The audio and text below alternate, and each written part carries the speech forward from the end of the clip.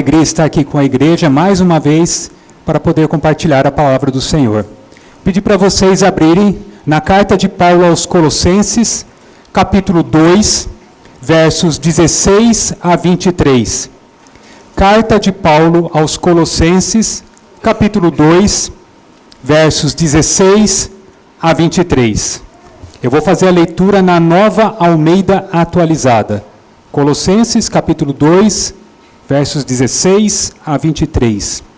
Estamos estudando a carta de Paulo aos Colossenses dentro da série denominada Cristo é Suficiente, a mensagem de Colossenses para a igreja contemporânea. Em reverência, vamos ouvir a palavra do Senhor. Portanto, que ninguém julgue vocês por causa de comida e bebida, ou dia de festa, ou lua nova, ou sábados, porque tudo isso tem sido sombra das coisas que haviam de vir. Porém o corpo é de Cristo. Não deixe que ninguém se faça de árbitro para desqualificar vocês com pretexto de humildade e culto de anjos, baseando-se em visões, estando cheio de orgulho, sem motivo algum na sua mente carnal, e não retendo a cabeça, a partir da qual todo o corpo, suprido e bem vinculado por suas juntas e ligamentos, cresce o crescimento que vem de Deus. Se vocês morreram com Cristo para os rudimentos do mundo, por que se sujeitam a regras como se ainda vivessem no mundo? Não toque nisto, não coma disso, não pegue naquilo. Todas essas coisas se destroem com o uso. São preceitos e doutrinas dos homens. De fato, essas coisas têm aparência de sabedoria ao promoverem um culto que as pessoas inventam, falsa humildade e tratamento austero do corpo. Mas elas não têm valor algum na luta contra as inclinações da carne. Amém. Baixe sua cabeça, vamos orar, pedindo a orientação do Senhor nesse momento de exposição das Escrituras. Que bom é estarmos aqui na tua casa, Senhor. Que bom é louvarmos o Senhor, é cantarmos e glorificarmos o teu santo nome. Que bom também é poder reconhecer os nossos pecados e saber que em Cristo nós somos perdoados. Mas que bom também, Senhor, saber que nesse momento específico do culto, o Senhor fala ao nosso coração. Suplicamos que o teu Santo Espírito leve cativos os nossos pensamentos a ti. E que nesse momento sejamos confortados, edificados, consolados e exortados pela tua palavra. Faz isso, Senhor, nas nossas vidas. Pedimos isso em nome de Jesus. Amém. Na tragédia Otelo, de William Shakespeare, vemos como uma mentira bem construída pode destruir uma vida inteira. Otelo, um general respeitado e nobre, é envenenado por Iago, um personagem astuto, invejoso e manipulador que planta em seu coração a suspeita de que sua esposa, Desdémona, o traiu. Iago nunca apresenta uma acusação direta. Ele apenas insinua e faz perguntas maliciosas, sempre construindo narrativas a partir de meias-verdades. Dominado pela dúvida, Otelo é lentamente elevado a acreditar na mentira, até que ela se torne uma verdade para ele. O resultado é trágico. Ele mata a mulher que o amava e destrói a própria vida. Otelo foi vítima de um engano cuidadosamente arquitetado. E essa é precisamente a natureza mais perigosa da mentira, quando ela parece razoável e se apresenta como verdade. De forma semelhante à tragédia de Otelo, a igreja em Colossos enfrentava um engano sutil. Falsos mestres ensinavam que Cristo não era suficiente para a salvação e que seria preciso acrescentar regras da lei judaica, experiências espirituais extraordinárias e disciplinas rigorosas para alcançar a verdadeira salvação e a plenitude espiritual. Assim como Otelo foi levado a acreditar em uma mentira e sofreu as consequências, os colossenses corriam o risco de se desviar da verdade de Cristo ao se deixar enganar por doutrinas que, embora parecessem verdadeiras, eram essencialmente falsas. Esses falsos mestres não atacavam abertamente a pessoa de Cristo em suas pregações, até porque, nesse caso, eles não poderiam ser chamados de cristãos. Em vez disso, seguiam a conhecida rotina de toda a heresia: acrescentar algum ensino ou exigência específica à obra de Cristo. Eles não negavam abertamente a necessidade da obra de Cristo para a salvação do pecador. O que eles negavam era a suficiência da obra de Cristo. E a metodologia que Paulo utilizou para combater essas heresias foi destacar a supremacia de Cristo na criação, na providência e na salvação, e a suficiência de Cristo na salvação. Paulo desejava que os colossenses entendessem que Cristo era tudo o que eles precisavam para a salvação, que eles já haviam recebido tudo o que era necessário para o progresso espiritual, e que tudo o que precisavam fazer era apenas continuar buscando mais e mais o conhecimento de Cristo. Nessa noite, examinaremos 3 falsos ensinos que ameaçavam a igreja de Colossos, já mencionados na carta, mas aqui aprofundados: o legalismo, o misticismo e o asceticismo. E ao analisarmos esses temas, não faremos apenas uma viagem ao passado, ao primeiro século.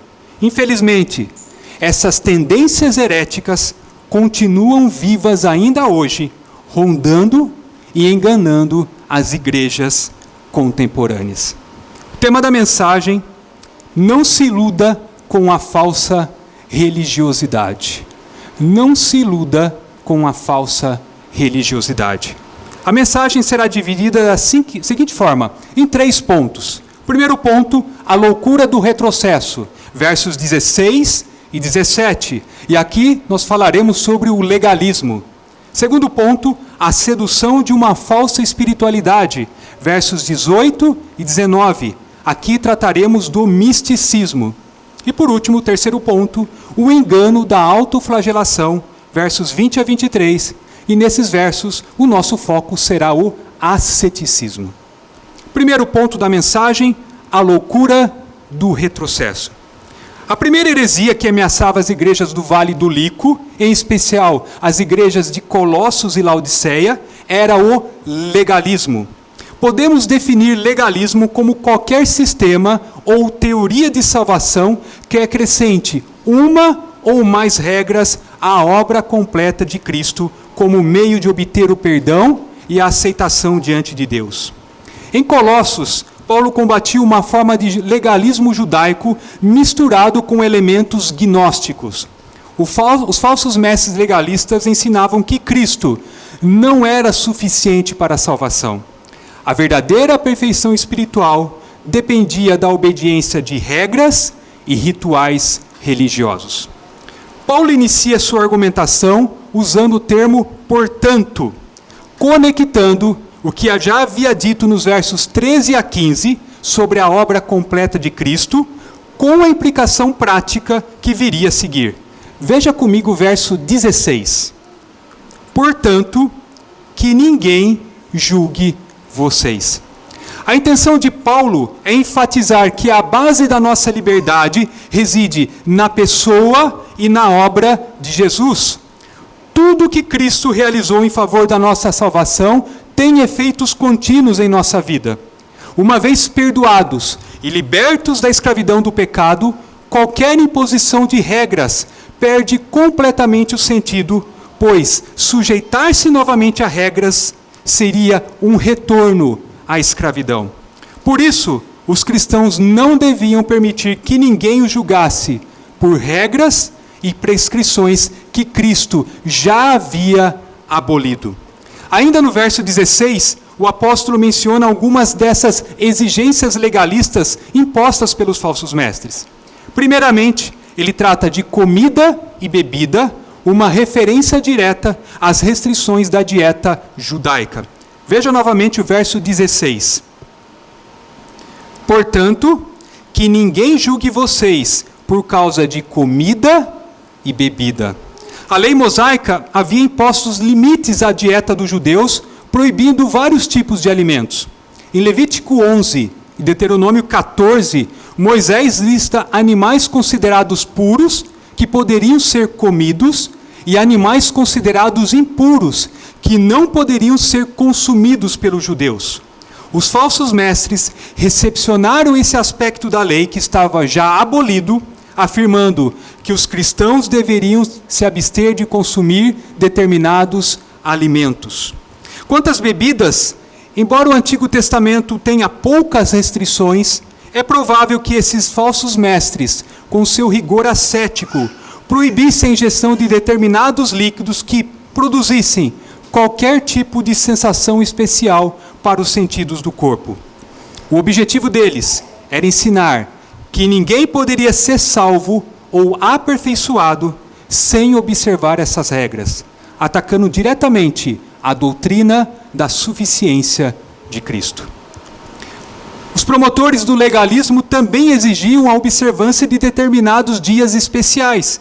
Observe novamente o verso 16. Portanto, que ninguém julgue vocês por causa de comida e bebida, ou dia de festa, ou lua nova, ou sábados. Paulo ilustra essa prática legalista mencionando 3 tipos de celebrações do calendário judaico.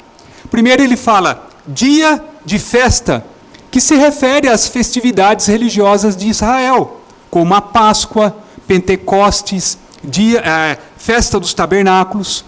Segundo, ele fala lua nova, que são as celebrações mensais no início de cada mês. E por último, ele fala sábados, aqui referindo-se não ao dia do Senhor, mas a festas ritualistas sabáticas que ocorriam algumas vezes ao ano. O verdadeiro problema com os falsos mestres não era a simples guarda desses dias, mas o fato de ensinarem que a salvação e a plenitude espiritual dependiam da observância dessas práticas. O apóstolo Paulo, então, refuta os falsos mestres usando a ilustração da sombra e da realidade. Versos 16 e 17 ele diz: portanto, que ninguém vos julgue. Verso 17: porque tudo isso tem sido sombra das coisas que haviam de vir. A dieta e o calendário judaico eram apenas sombras que apontavam para uma realidade maior. Os rituais da antiga aliança tinham valor porque anunciavam algo que ainda não tinha sido plenamente revelado. Assim como a sombra revela os contornos, mas não a essência, essas práticas rituais perderam o seu sentido quando a realidade que representavam finalmente se manifestou. Vamos entender melhor isso. Imagine a sombra de uma pessoa projetada no chão. Essa pessoa está distante e não é possível identificá-la. É possível apenas ver os contornos dela. Porém, à medida que ela se aproxima, as suas características se tornam mais nítidas, até o ponto em que é possível reconhecer com clareza a sua identidade. Perceba, a sombra revela apenas a existência de algo ou alguém, nunca suas particularidades. O essencial não é a sombra, mas o próprio corpo, a própria pessoa. Vou dar um exemplo. Imagine uma criança que passe o dia todo aguardando a chegada do pai. Quando ela vê a sombra do pai se aproximando, o que ela faz? Corre em direção à sombra e diz: papai, que bom que o senhor chegou? Não, ela corre em direção ao pai. O essencial para ela não é a sombra do pai, mas o próprio pai. Paulo, portanto, está dizendo que as prescrições e regras dadas a Israel, a dieta religiosa, o calendário dos judeus, a circuncisão, eram tão somente uma sombra projetada, sombra de uma realidade muito maior. E uma vez que essa realidade se fez presente, não há mais necessidade da sombra. Pergunta: essa sombra projetada na antiga aliança apontava para quem? Para quem essas sombras apontavam? O versículo 17 esclarece a realidade para a qual todos os elementos externos da antiga aliança apontavam. Finalzinho do verso 17 diz: porém, o corpo é de Cristo. Se as restrições alimentares e os dias sagrados representavam a sombra, o corpo, a realidade em si, é Cristo, diz Paulo. Quando Jesus estava chegando, sua sombra já se projetava no Antigo Testamento. No entanto, com a encarnação do Verbo Divino, a sombra perdeu a sua função, pois Cristo já podia ser visto frente a frente, face a face. Em Cristo está o cumprimento de todas as verdades que a lei expressava de forma simbólica. E, evidentemente, estando o cristão agora diante da realidade palpável, pois ele se fez carne e ossos, não há mais razão para se apegar às fracas projeções do Antigo Testamento. As prescrições cerimoniais da lei deixaram de ter propósito, assim que aquele para quem apontavam se manifestou no mundo. Por isso, Paulo considera sem sentido que o cristão se submeta novamente às regras ritualísticas sobre alimentos, bebidas ou dias sagrados. Quem já possui a realidade não precisa mais do símbolo que apenas a anunciava. A realidade chegou. As sombras já não têm função. Cristo já chegou. Não precisamos mais das sombras. Diante disso, em virtude de tudo aquilo que Cristo é e fez por nós, não devemos permitir que ninguém nos julgue pelas regras do legalismo. Tampouco devemos nos sentir diminuídos por nos apegarmos à realidade, que é Cristo, e não à sombra. Queridos, esse ensino de Paulo é importante porque muitas igrejas têm se encantado com sombras e regras. Há muitas pessoas no meio evangélico correndo atrás de tudo que é de Israel, coisas como o shofar, aquele chifre de tocar, o kippá, aquele chapéu do judeu, o candelabro, a arca da aliança, as roupas do sumo sacerdote, a guarda do sábado e outros aspectos do contexto judaico, incorporando tudo isso ao culto público. E fazem isso porque tudo que é visível, tudo que é palpável, costuma parecer mais interessante. Há igrejas também que comemoram as festas judaicas, como a festa dos tabernáculos, Pentecostes ou Lua Nova, como se essas celebrações representassem um nível mais elevado de espiritualidade, ou uma forma especial de se aproximar de realidades espirituais. Mas não para por aí. O legalismo no meio do evangelicalismo brasileiro também tem causado divisões por causa de suas excessivas regras. Muitas pessoas abandonaram as igrejas e hoje sentem até repulsa delas, porque foram criadas debaixo de um rigor legalista, uma religiosidade repleta de proibições e imposições. Não pode isso, não pode aquilo, faça isso, faça aquilo. No entanto, talvez ao olhar para esses problemas que aconteceram em Colossos e que ainda persistem em algumas igrejas contemporâneas, você pense: eu não sou um legalista. Afinal, não faço parte de uma igreja que usa símbolos do Antigo Testamento no culto a Deus. Essa parte da mensagem não é para mim. Vamos, já pula para o segundo ponto da mensagem, que aqui não cabe para mim esse ponto da mensagem. Então, cuidado. E por que eu faço essa advertência?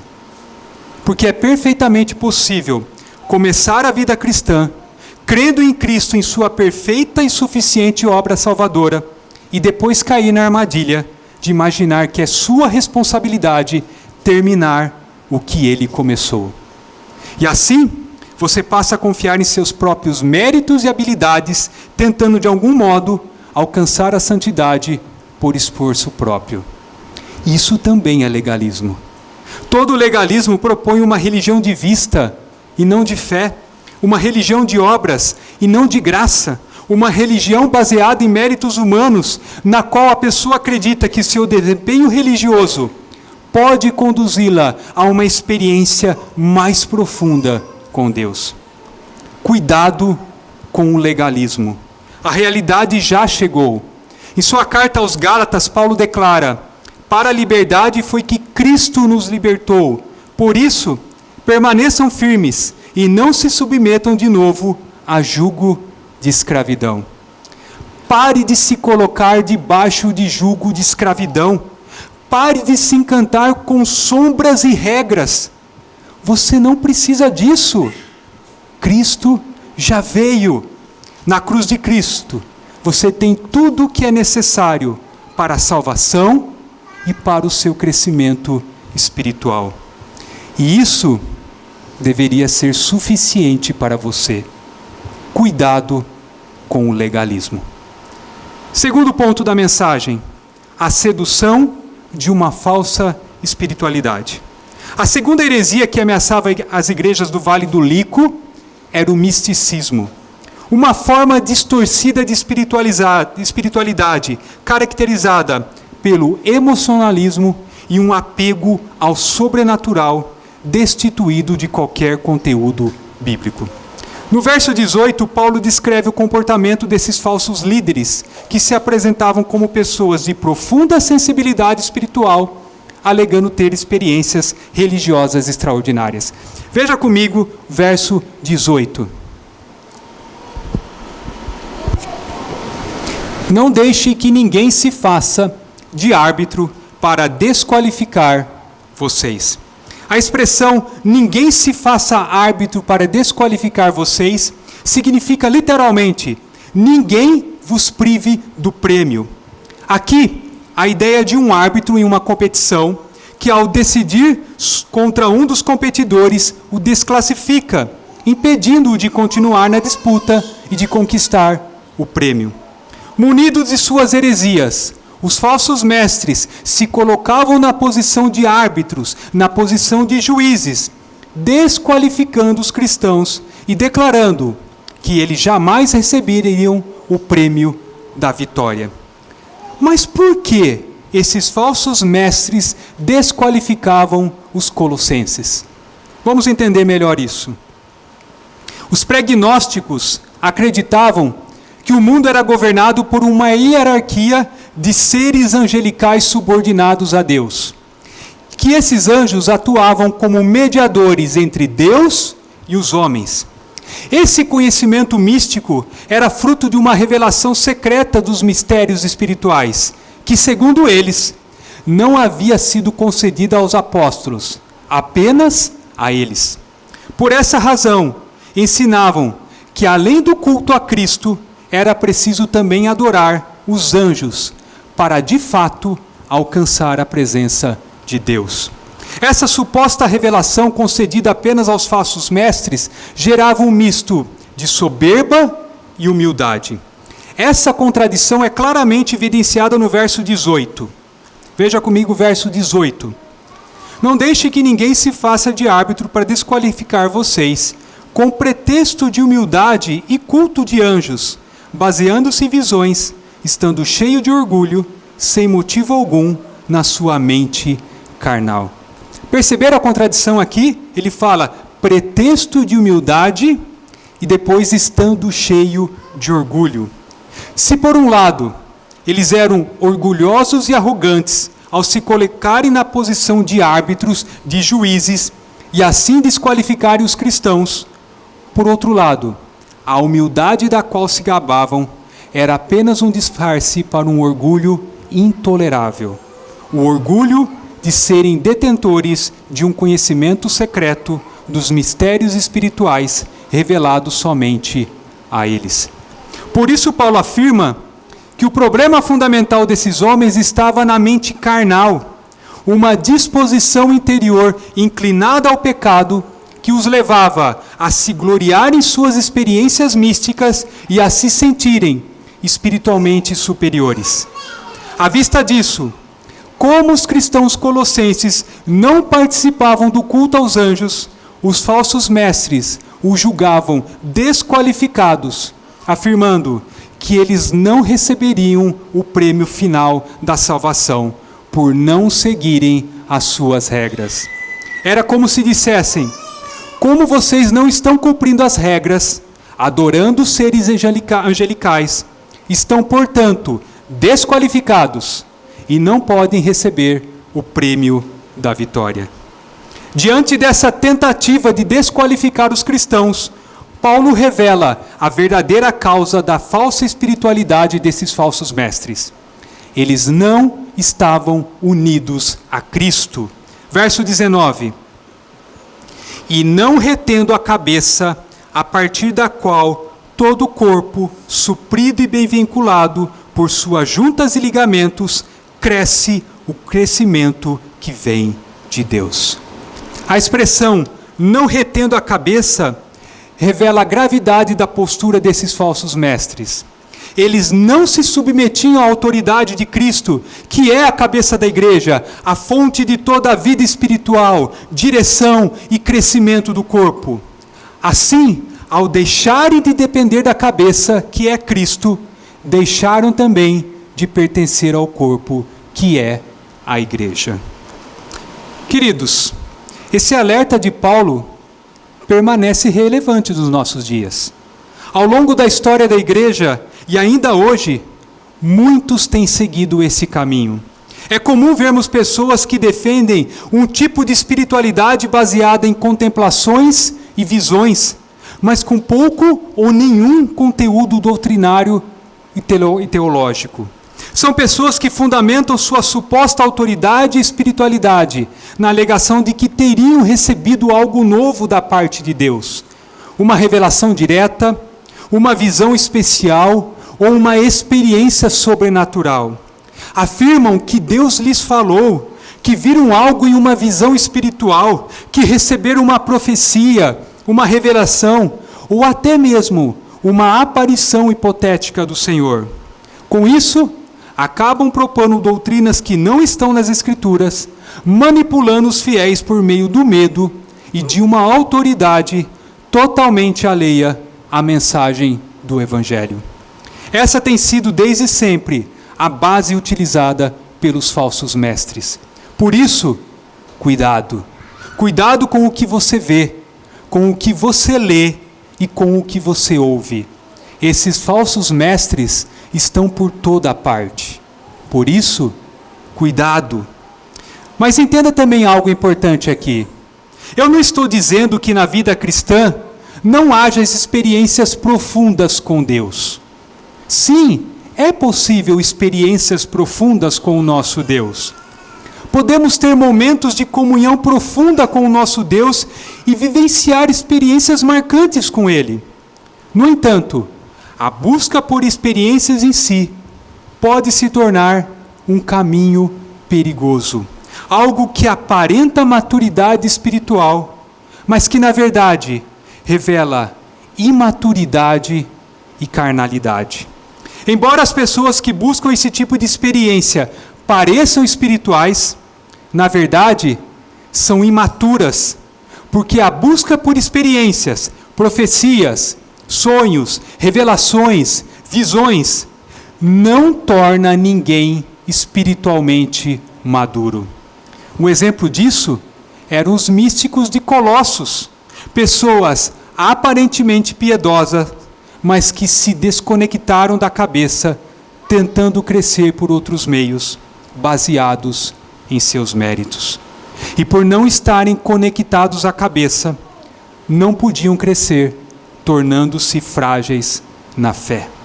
Portanto, não pense que maturidade vem de grandes e marcantes experiências, pois essas coisas não alimentam nem amadurecem o cristão, se não estiverem ligados à cabeça, que é Cristo.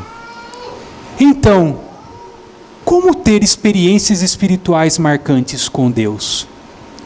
Como eu posso ter experiências espirituais marcantes com Deus? Simples. Anote aí. Participe ativamente no uso diligente dos meios de graça que Deus ordenou para esse propósito. E esses meios de graça, usados pelo Espírito Santo para aumentar e fortalecer a nossa fé, nos conduzir à maturidade espiritual e nos proporcionar verdadeira comunhão com Deus são a palavra de Deus, a oração e os sacramentos. Só isso, sim, só isso, e é suficiente para nós. Pare de procurar atalhos. Tudo o que você precisa fazer para ter experiências espirituais genuínas e profundas com Deus já está à sua disposição. Pare de procurar atalhos. Terceiro ponto da mensagem, o engano da autoflagelação. A terceira heresia que ameaçava as igrejas do primeiro século era o asceticismo, a prática de negar a si mesmo prazeres e necessidades legítimas, impondo severas restrições ao corpo, como forma de buscar uma espiritualidade mais elevada ou uma comunhão mais profunda com Deus. O asceticismo defende que quanto mais o corpo é punido ou privado, mais a alma se purifica. Durante a Idade Média, essas práticas tornaram-se comuns.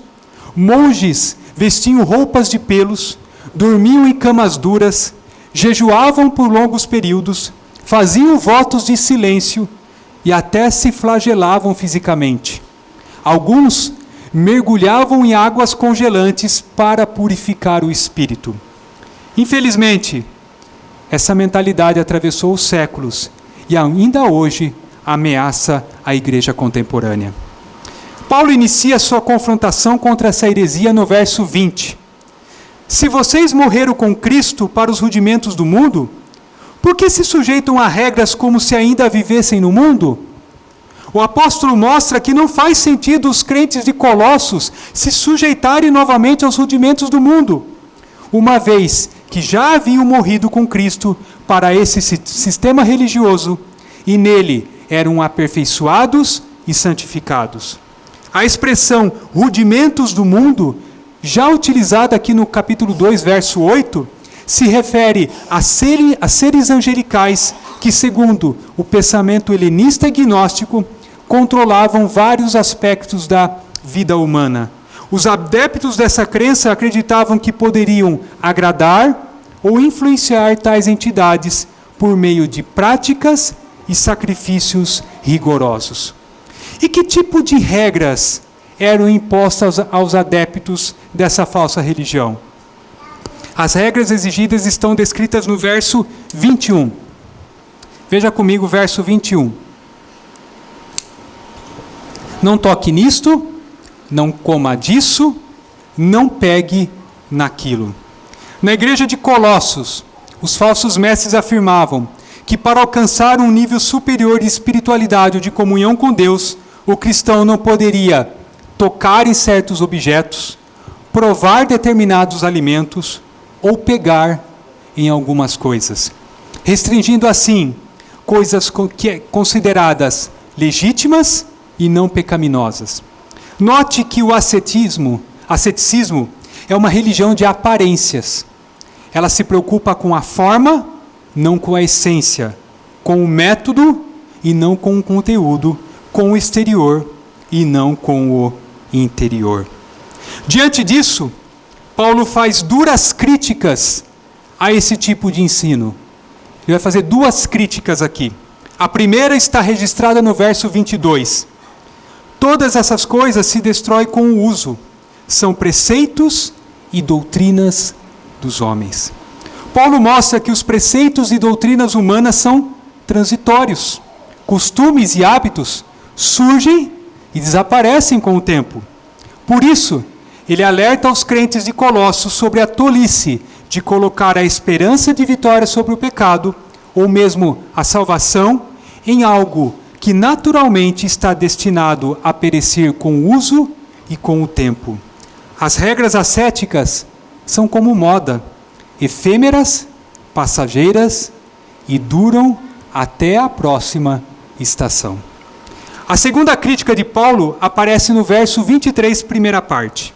Ele diz assim: de fato, essas coisas, as regras ascéticas, têm a aparência de sabedoria ao promoverem um culto que as pessoas inventam, falsa humildade e tratamento austero do corpo.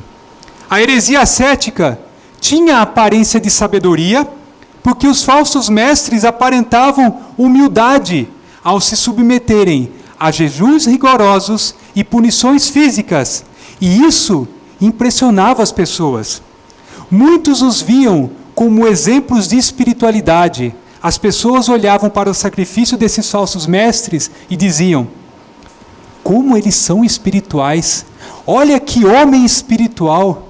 Veja que mulher espiritual!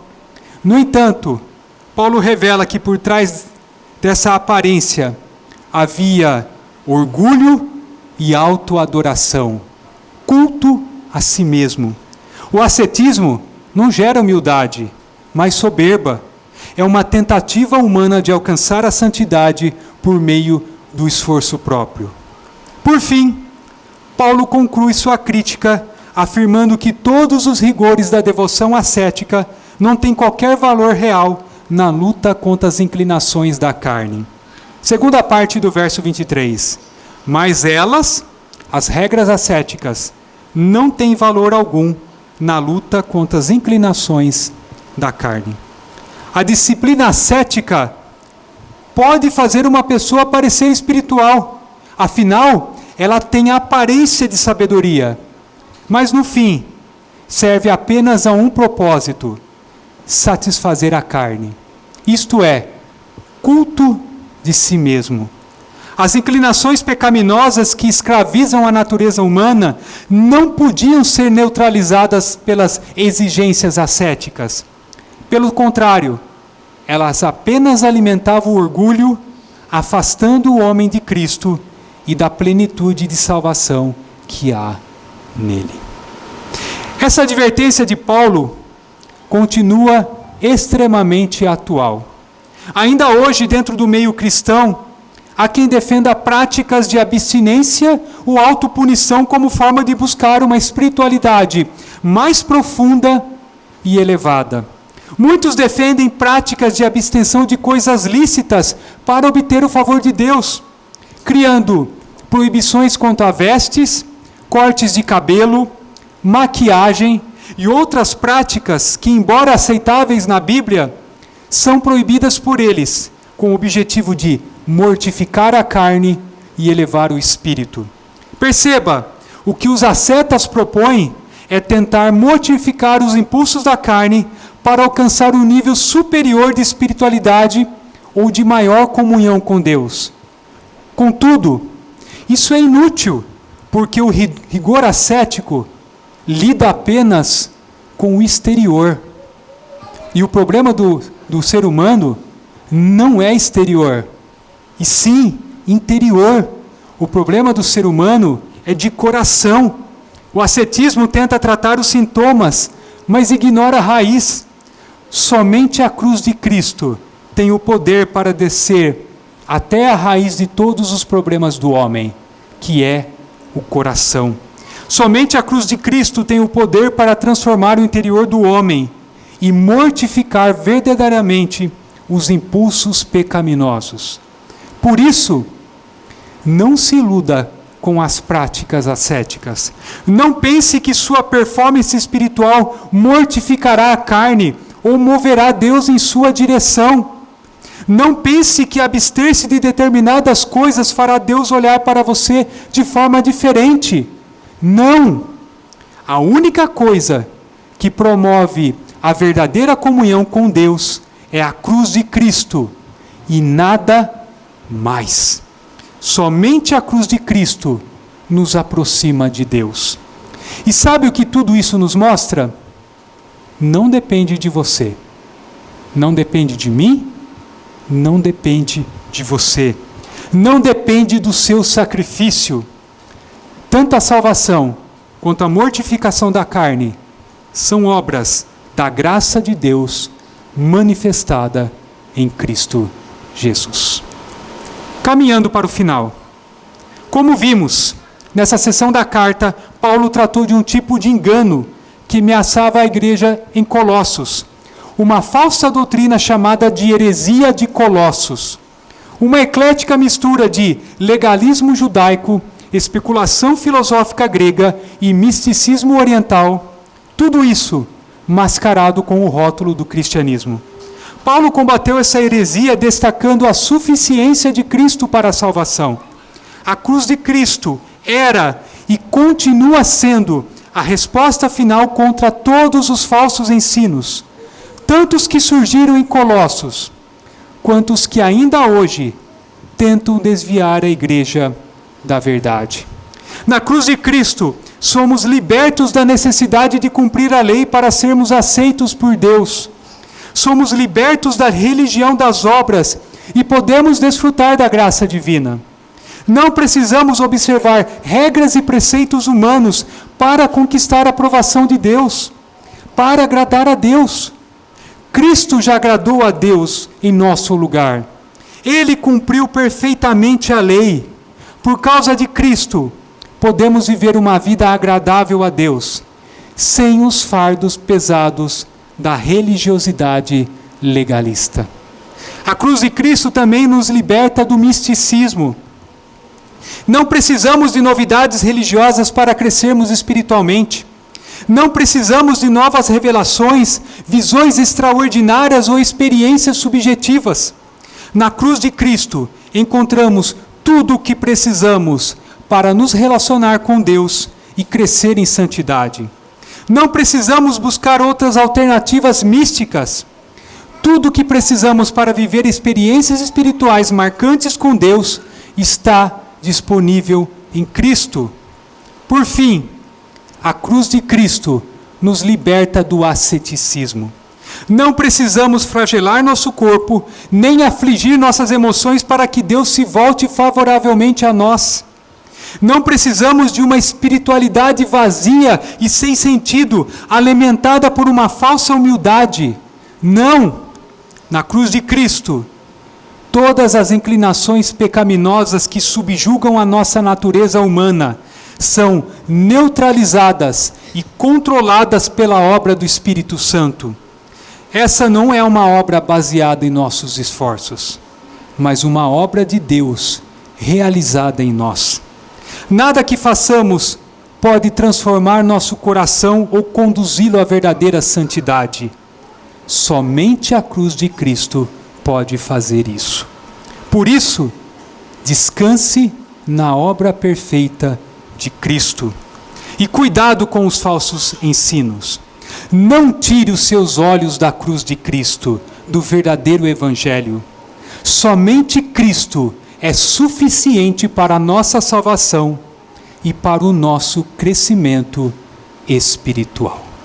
Vamos orar. Abaixe sua cabeça. Ó Deus, tem misericórdia de nós. Tem misericórdia, pois muitas vezes, Senhor, somos legalistas e achamos que por meio dos nossos méritos e habilidades podemos de algum modo alcançar a salvação e a santidade por esforço próprio. Assim, nos colocamos debaixo de jugo de escravidão, nos esquecendo de que na cruz de Cristo temos tudo o que é necessário para a salvação e para o nosso crescimento espiritual.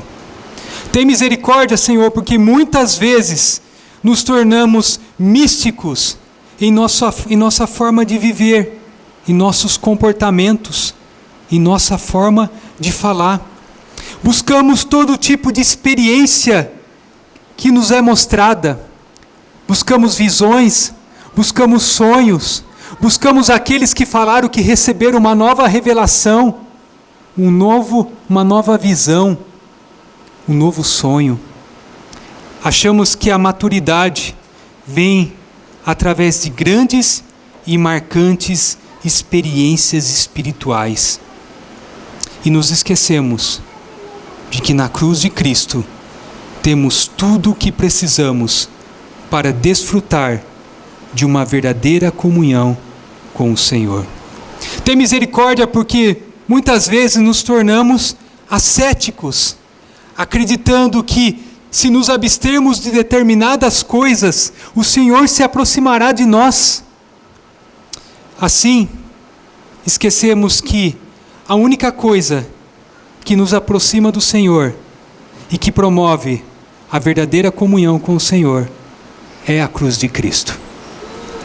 Tem misericórdia de nós, Senhor. Não nos deixe tirar os olhos da cruz de Cristo. Nela encontramos o perdão dos nossos pecados. Nela encontramos tudo aquilo que precisamos para o nosso crescimento espiritual. E nela encontramos a fonte de toda a nossa esperança. Não nos deixe tirar os nossos olhos da cruz de Cristo. Pedimos isso em nome de Jesus. Amém.